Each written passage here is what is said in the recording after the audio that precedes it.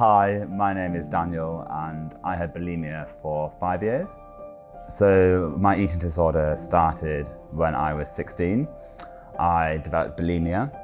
I was a typical teenager who was struggling with all the different things that you struggle with as a young 16-year-old. I was struggling with my identity, my sexuality, who I was. And on top of that, both my parents were diagnosed with cancer, and all of a sudden my life was turned completely upside down. And the way that I coped with that was by developing bulimia. And after that, it lasted for 5 years. I tried to get recovery after 2 years and was turned away by my doctor. I did not receive any professional help when I chose to recover. And since my recovery, I have sought out professional help. I thought, even though I had stopped being sick and felt that my eating disorder may have ended, I knew that there was a lot of work that needed to be done so that, one, my eating disorder wouldn't come back, and two, that I was always looking after myself and making sure that I was addressing all those issues that could have caused my bulimia. So I did go and seek out therapy after I recovered. What helped me most in my recovery was really understanding what the issues were that started my bulimia and addressing everything that happened to me when I was 16. I knew that there was a pivotal point in my life where things went downhill, as you might say, for me at that age, and I knew that my parents being ill really affected me, that my struggles with who I was really affected me, and I really wanted to figure out why that was and what was causing that, and was that still an issue for me now, even during my bulimia and during my recovery. So that prompted me to go and get therapy to deal with those issues. And prior to that, when I was about 5 years into my bulimia, I spent the last 3 years of it just coming to terms with the fact that this eating disorder was probably going to kill me, that my bulimia would be the end of my life, and I was completely okay with that. And one day I just had this light bulb moment where I thought, I don't want to die, I don't want my life to end with bulimia, I don't want it to be defined by my eating disorder. So I just said, that's it, it's time to recover. You need to figure out whatever you can about this disorder. You need to figure out exactly what's going on with you and in your life, and you need to figure out what's life worth really living for, and what is your value, what is your worth. And I kind of went on my own self-discovery journey to recover, and I'm so grateful for it because it's put me here today. Well, recovery means to me is that I've got my life back. For so long, I just expected my life to end with bulimia, and instead it's given me a whole new life where bulimia is probably one of my strongest values and attributes, because I fought it, I struggled, I embraced those struggles, and I helped myself. And recovery means to me is self-love and knowing that I have value, I have worth, and I'm going to fight for that. And I fight for that every day now.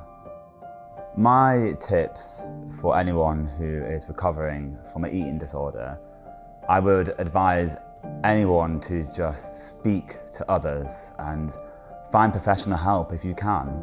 My therapist was my absolute lifesaver, and I am so grateful for the time I spent in therapy. I had the luxury of being able to afford my own therapy, but there's so many other options out there, even if it's picking up the phone and talking to helplines like anorexia and bulimia care, or joining the befriending network and having someone else who's recovered that you can talk to and get advice from. I'm also super lucky that I've got, well, I wouldn't say lucky, I'm also fortunate and unfortunate for them that I've got friends who've been through the same thing as I have, and I can talk to them. And I think that as long as you can talk to others and relate on those things that we all struggle with, then you're definitely set on the right path to recovery. My number one tip, and this could get a bit unusual, but bear with me because it's a great tip. So a lot of my eating disorder was a struggle with my identity, and a lot of it was a struggle with my body image. And I learned an amazing tip which I call my little toe.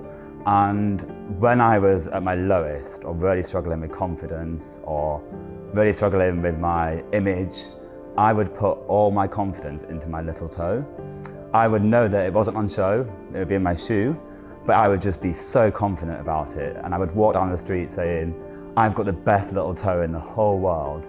And no one could change that. It was my own confidence that I put into my little toe. And by doing that, it spread around my entire body, and I would just develop this amazing confidence that no one could shake. And it all just started with my toe. If I could go back and talk to my 16-year-old self, I would tell young Daniel that you are loved, that you've got value, you've got worth, that you are different, you are unique, but those differences and those uniquenesses make you who you are, and that's your biggest and strongest asset. And I would go down the same path probably, and even though I sometimes wish I didn't have 5 years of bulimia, I now see it as one of my strongest attributes, because I can tell my story, I can be a part of anorexia and bulimia care, and I can help others. And that's what this whole community of people with eating disorders is all about. Other people helping others, sharing their stories and looking after one another. My eating disorder limited me for 5 years by completely isolating me. I didn't connect with anybody, I stayed away from relationships, I hid from my friends and family, and it meant that I had no real connections with anyone because I was on my own and I was hiding this part of myself from the world. And in doing that, I hid all the amazing things that I have to give into the world as well. And it was just so isolating. And now, by talking about it and by sharing it, I'm no longer isolated and I can just live my life to the fullest. And I used to be so embarrassed by my bulimia, and now I just see it as my strongest attribute. After my eating disorder ended, that's when I chose to go into therapy. And my therapy was all about just working on my own mental health, whatever that is. And that is something that I will continue forever. I always say that I'm a marathon runner, and I train and I physically train for marathons, and I apply that same training to my mind. I constantly want to train and make sure that anything on my periphery that could damage me or knock my stride is just dealt with, and I've got the tools to deal with it. How I can explain my bulimia and the connection to my mind and my mental health and what my thought processes were is my bulimia started from a struggle with my own identity and sexuality, and it also came from my parents both battling cancer. And in that time, my mind was telling me, no, you should be the one that gets punished. You should be the one that is ill. You should be the one that's in hospital. And that mind, that voice, how little it was at the time, became almost like a demon in my head, and that just took over. And that voice was shouting at me every day, you should be punished. You're the person that's wrong. You're the one that should be ill. And that's what I carried for 5 years. And it was by tackling that voice and creating my own to counteract it that I really leveled up my mind in a way to make sure that I could be open to recovery. A huge part of my recovery was running and finding a really healthy relationship with running. And that running became marathons, and last year that marathon was the Manchester Marathon, which I ran for anorexia and bulimia care. And I have to say, running around Manchester for 26 miles with anorexia and bulimia care on my chest was the proudest moment of my life. It felt incredible, and I would urge everybody to give it a go, whatever it will be, even if it's a bake sale, a marathon, a barbecue or a skydive. Give something back to anorexia and bulimia care, because it also gives something back to yourself. The befriending service at anorexia and bulimia care is hugely important. I cannot tell you the worth that is in being able to talk to someone else who understands what you're going through, has shared the same struggles, but has also shared the same path to recovery. And all our experiences are completely different, but just having someone to talk to is vital. If you could donate any amount to anorexia and bulimia care, you could support the befriending service and help it run well into the future.